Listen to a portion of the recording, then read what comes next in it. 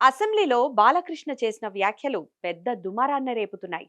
జగన్ పై చేసిన వివాదాస్పద వ్యాఖ్యలే కాకుండా అటు చిరంజీవిని ఉద్దేశించి చేసిన కామెంట్స్ కూడా విమర్శలకు దారితీశాయి. బాలయ్య వ్యాఖ్యలపై చిరంజీవి కూడా స్పందించారు. తనదైన శైలిలో సుతిమెత్తగా కౌంటర్ ఇచ్చారు. అప్పటి సీఎం వైఎస్ జగన్ ఆహ్వానం మేరకే నేను వెళ్ళాను. జగన్ నన్ను సాదరంగా ఆహ్వానించారు. సినీ పరిశ్రమ ఇబ్బందులను జగన్కు వివరించా. సమయం ఇస్తే అందరం వస్తామని చెప్పా. కోవిడ్ వల్ల 5గురే రావాలని చెబితే 10 మంది వస్తామన్నా ఆయన కూడా సరే అన్నారు.